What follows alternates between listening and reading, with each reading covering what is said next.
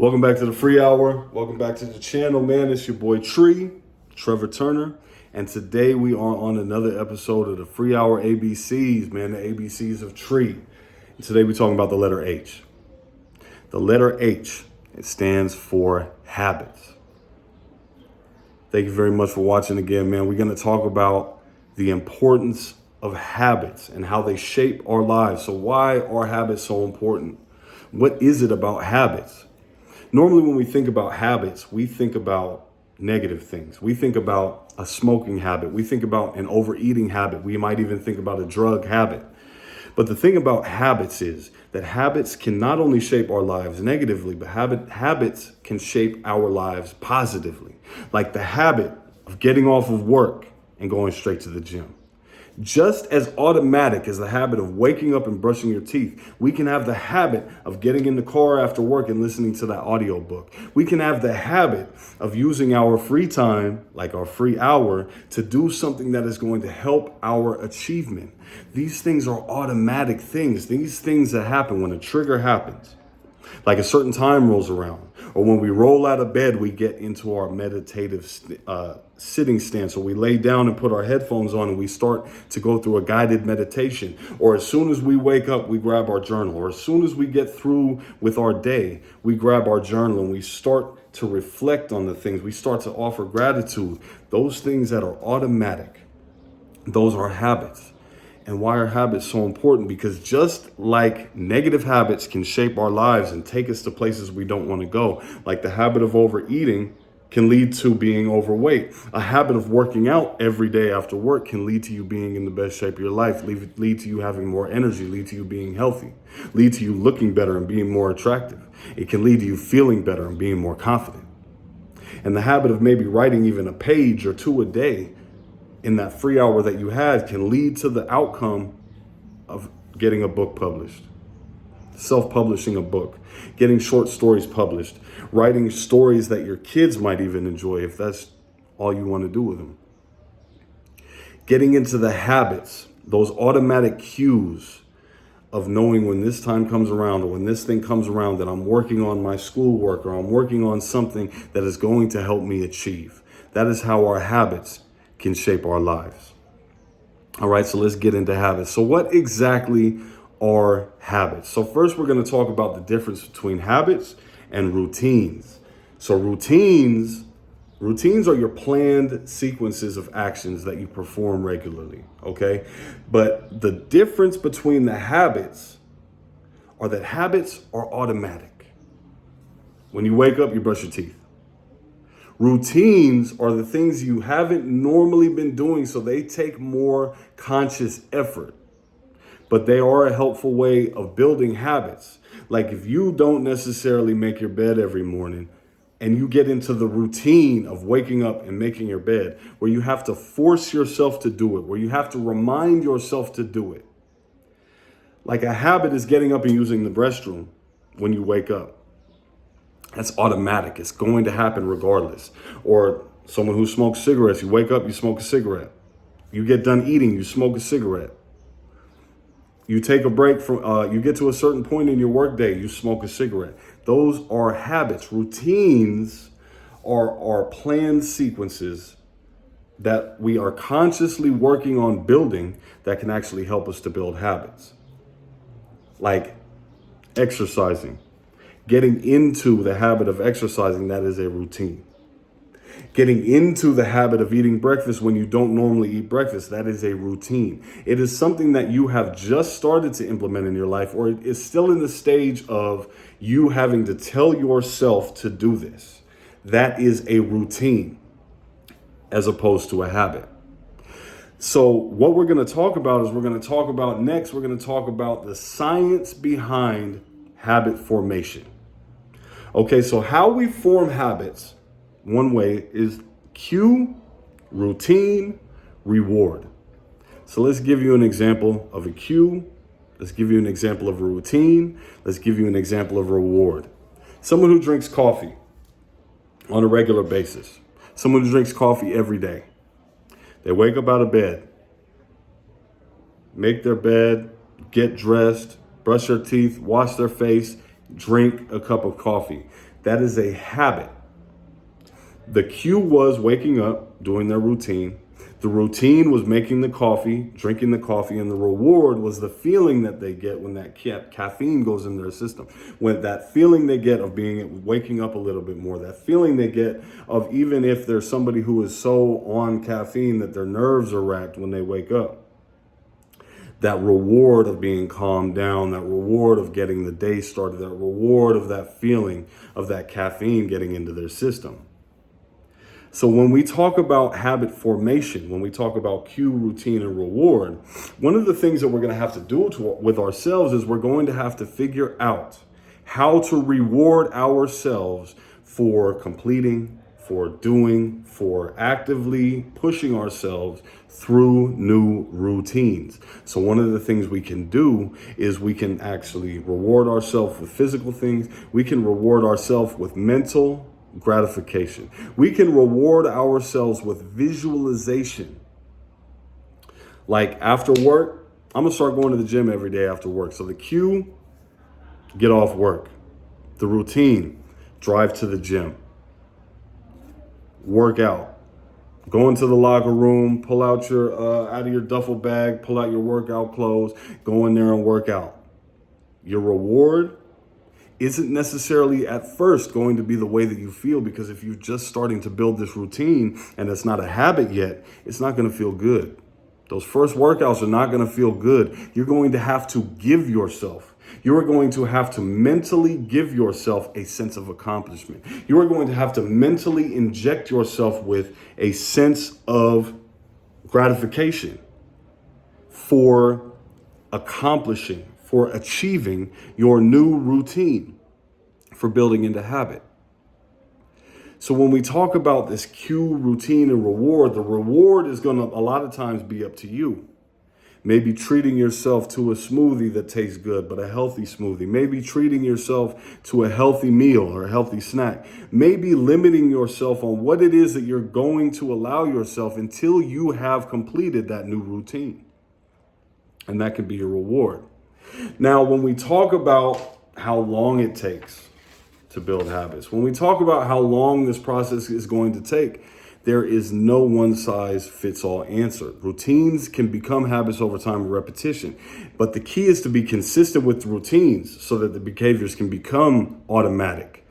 But this whole thing, like it takes 21 days to build a new habit or 21 days to break an old habit, look, it's not going to be something that you can hang your hat on. It's not going to be something that you can just base. Like if it doesn't stick with me in less than a month, I'm not going to continue going for it. Look, it can take anywhere from 18 to 254 days for a new behavior to become automatic, depending on the complexity of the habit and depending on the individual commitment, depending on the mental rewards you give yourself, depending on how you've set things up, depending on what it is that is depending upon your routine. Like if you think that your sense of accomplishment or your reward is going to be immediate weight loss. Like let's say, you know what, I'm going to go to the gym and every week when I get on that scale, my sense of reward is going to be a pound or two lost. It's not always going to happen. You're going to have to give yourself a mental reason to continue making that routine a habit, because it can take up to 254 days. And remember, breaking an ingrained habit, something that you have been doing for years, months, years, all your life, it can take just as long, if not longer. Because you have to think about it. This is something you've been doing already forever.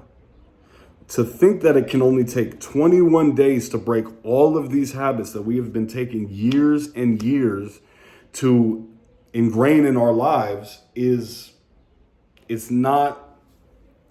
not feasible. It's not smart.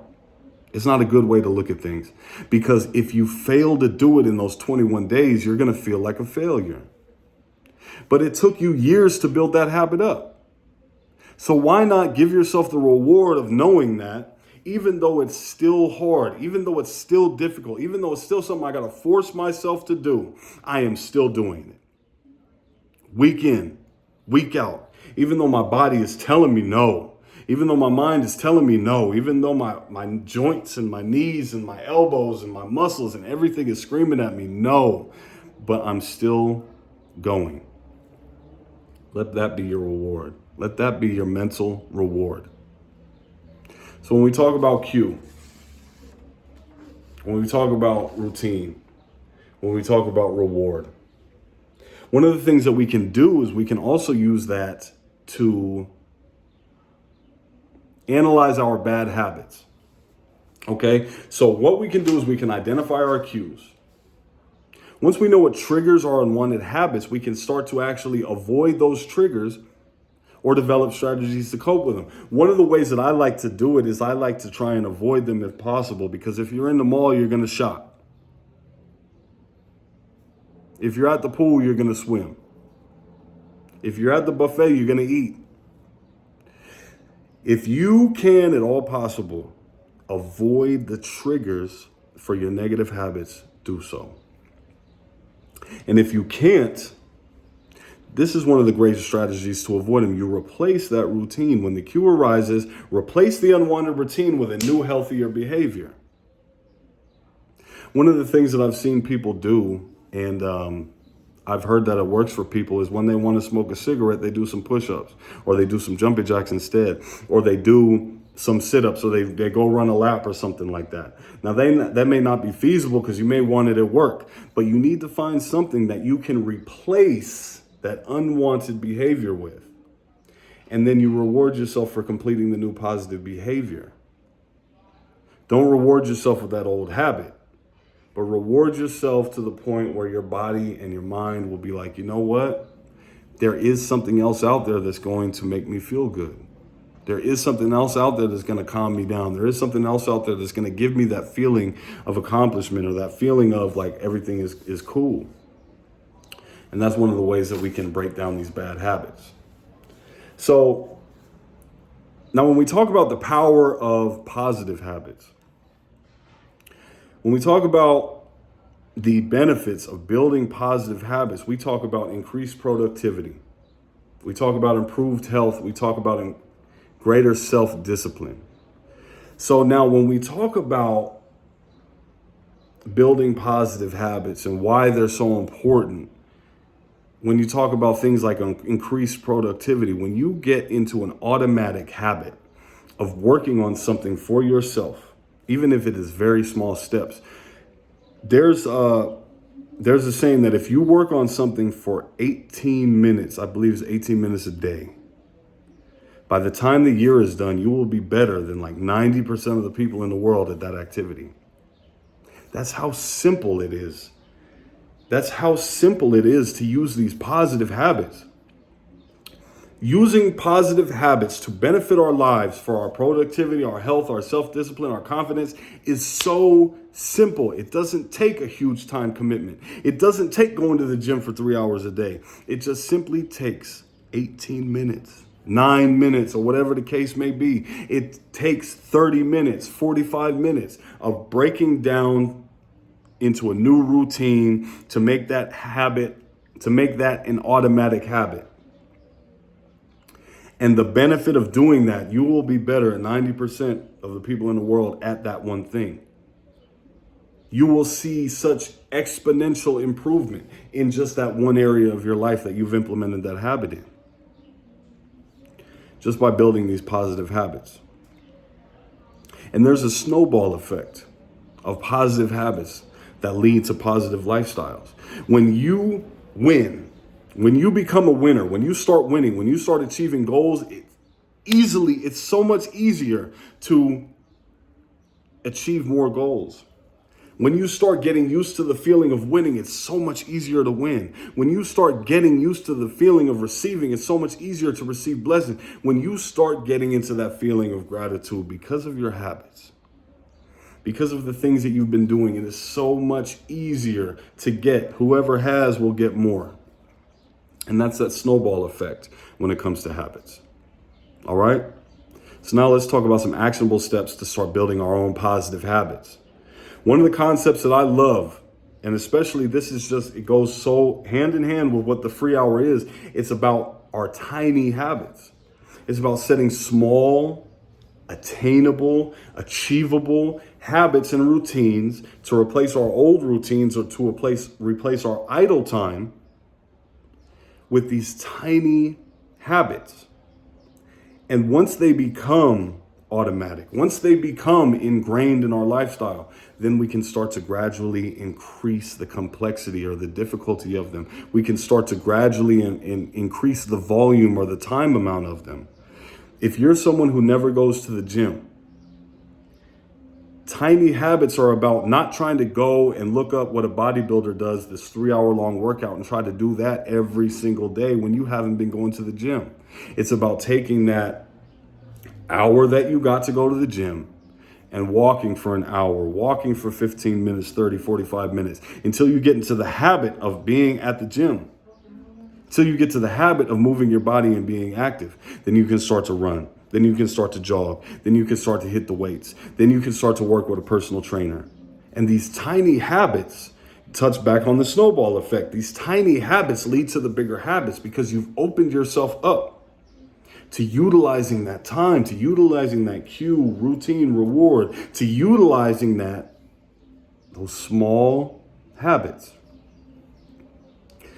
And these also lead, kind of tie into the importance of consistency and setting realistic goals. It's about the difference between saying I'm going to lose 10 pounds in a couple of months or saying I'm going to lose 100 pounds in 3 months. Yes, it's possible. But if you fail at that goal, you're going to feel like shit. But if you say, you know what, I'm going to get into this habit of going to the gym for a short amount of time. I'm going to get into the habit of doing these little workouts. I'm going to get into the habit of doing these things. I'm going to lose 5-10 pounds in 2 months. Those consistent, realistic goals, when you start to achieve them, they snowball into bigger goals. And one of the ways we can also do that is we can do habit stacking and habit linking. And one of the things we do with habit stacking and habit linking is when we take an old habit and we link it to a new habit that we want to get into our daily routine, and we want to get into our daily lives. So for instance, one that I would use is I wanted to force myself to start reading more news when I was in prison. So we have on our tablet in prison, we got a games app and we got a news app.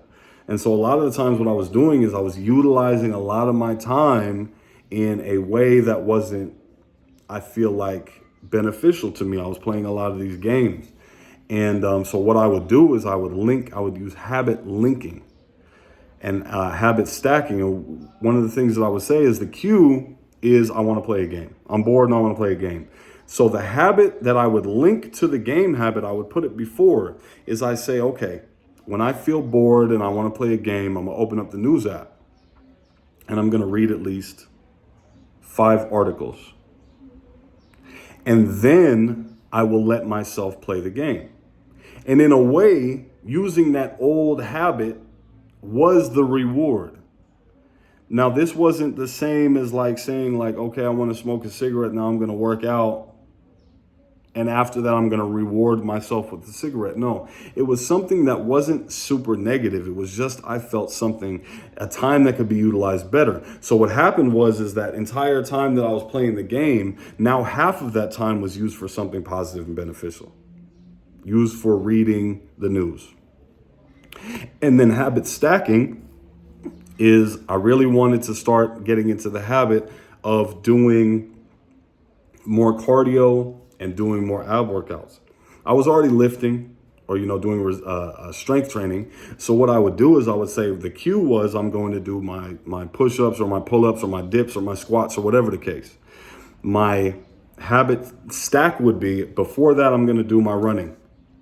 Before that, I'm going to do some burpees. Before that, I'm going to do this, right? And then after that, I'm going to do some stomach work, some ab work. And I use that habit stacking by linking my new habits to existing ones to build that one habit into a more fuller habit, if you can follow me on that. All right. So now what we're going to talk about the last thing. We're going to talk about overcoming the obstacles, man. We're going to talk about the challenges to sticking to new habits. Look, obviously I know that I wrote down like boredom, lack of motivation, or setbacks, but obviously the biggest obstacle to implementing new habits in your life is not seeing the results that you want to see in the time frame that you want to see them. Sometimes what's going to happen is, even if we feel like we have like reasonable and super attainable goals, right? And we still don't get them. Like, see, I wanted to lose 15 pounds in like 6 to 8 months, right? That was a super sustainable goal. That was a super realistic goal, right? So I used my habit stacking of doing more cardio and, doing more burpees. And I use my habit stacking and my cue to say, you know what, when I'm hungry for this type of food, I'm going to eat a bunch of fruit first, or I'm going to eat this type of food instead or first. So that way I'm full off of the better food. And I only might, like, if I do eat something unhealthy, I'm only taking a couple bites of it. Or if I'm feeling like this, then I'm knowing that I need to do this instead, right? And what happened was, it just didn't happen the way I wanted to. It just did not happen the way I wanted it to. And at first, it started to give me a lack of motivation.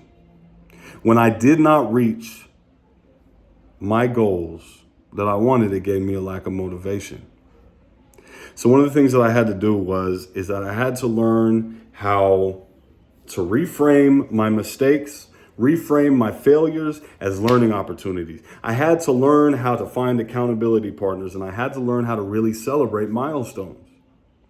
So one of the things that I did is that I reframed the way I looked at what the scale said. And I reframed it and said, you know what? Maybe I'll lose inches on my waist instead. Maybe I'll look at this as an opportunity to say that I haven't been doing it the way that's effective for my body, because I was looking at these workouts and I was looking at this diet and seeing that it was super effective for the dude in the cube next to me. We were doing all the same shit, and this motherfucker weight was falling off this dude like a motherfucker, right? But I looked at it as an opportunity to learn more about my body. Instead of saying, you know what, fuck this, I ain't doing it no more. I said, you know what, this is an opportunity for me to learn more about my body. And you know what, I found an accountability partner, and I realized that maybe I wasn't sticking to it just as thoroughly as I thought I was once I saw that these results weren't coming immediately. And then I learned how to celebrate milestones. When I was able to fit into a smaller size. When I was looking at these shirts and saying, damn, these shirts kind of look big on me, I was able to celebrate those milestones instead of saying like, hey, you know what, the scale hasn't really said too much lately, but these pants is looking like, what's that dude on the pedophile dude on the Subway commercials holding big ass pants, hold them all out like here. And I learned to celebrate different milestones instead of exactly what it was that I thought that I needed to look for. And that was one of the ways that I was able to stick with my habits and overcome the obstacles with my habits. Because look, man, boredom happens. Lack of motivation happens, but setbacks, failures, not getting the results that you wanted is really what's going to hit us the hardest, man. And that's one of the ways to do it, man. You find accountability partners, you learn how to celebrate the milestones that you do hit, and you reframe the way that you look at these failures as learning opportunities, as opportunities to really fine tune and tweak, as opportunities to say, you know what? Okay, so I didn't get to the goal, but I guess what I was able to do? I was able to stick with my habits. That's just as important as getting to the bag, as getting to them goals, right? Okay. So today we talked about what are habits, talked about the power of positive habits. We talked about some ways to build our own habits, and we talked about some ways to overcome obstacles. Man, habits, man, they're super important. Habits are, and I know I say this about everything that we've touched on so far, but habit forming, Following through on habits, they are really the core of putting things into action, because we've got our mindset.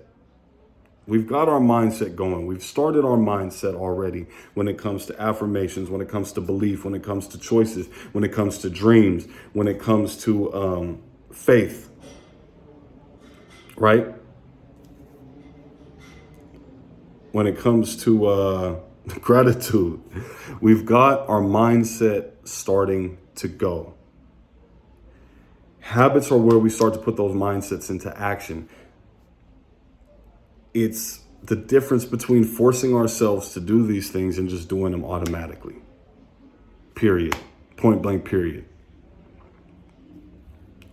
So what I want you guys to do, man, is I want you to identify a habit that you want to build. I want you to start today. Start today. Think about a habit that you want to try to build. Think about some different ways that you can build it. Think about some old habits that you can attach it to. Some habits that are not necessarily super negative that you can attach it to, or maybe some old habits that are super negative that you can replace it with. All right? Make sure to like this if you like it. Subscribe. Share your thoughts with me. And be on the lookout for more stuff. This your boy Tree. Deuces.